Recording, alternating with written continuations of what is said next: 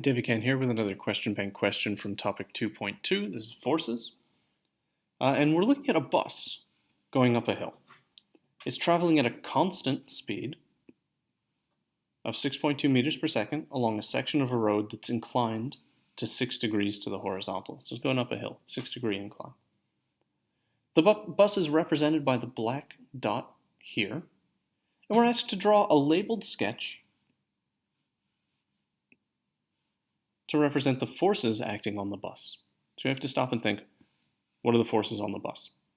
Well, the bus is driving on the Earth, and everything on the Earth is attracted to the Earth by gravity. So it experiences a force due to gravity. That's its weight. All right, what else is acting on the bus? Well, the bus isn't actually falling. So there must be some force opposing the weight. Well, it's the reaction force from the ground. The ground pushes up on the wheels of the car. It doesn't let the car fall through the ground or sink into the ground. The ground pushes up on the bus as the bus pushes down on the ground.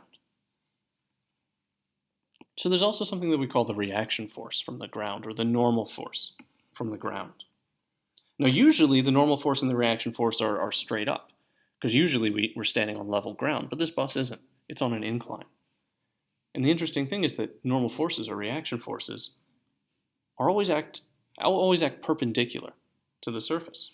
So the reaction force is actually in this direction. Not straight up, but at a slight angle. Let's try it again on the dot. At a slight angle, it should be about 6 degrees from vertical. Now, how long should the reaction force be? Certainly not longer than the weight. If the reaction force were longer than the weight, the bus would be flying up into the air. Shorter than the weight? Maybe not shorter than the weight. Otherwise, the bus would be sinking into the ground. Roughly the same length as the weight in this case. Now, the bus is not accelerating, so the vertical component of the reaction force should be just as long as the weight.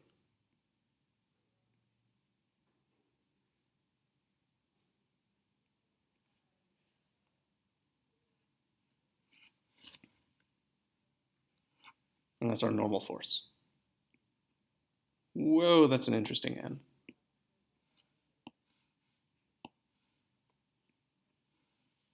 All right, other forces acting on this bus? Well, we have friction. Friction opposes the direction of travel. The bus is going forward, so friction acts backwards. But if those were the only forces, the bus would be falling backwards. So no, there's one more. The bus is actually pushing itself up the hill. It has a driving force.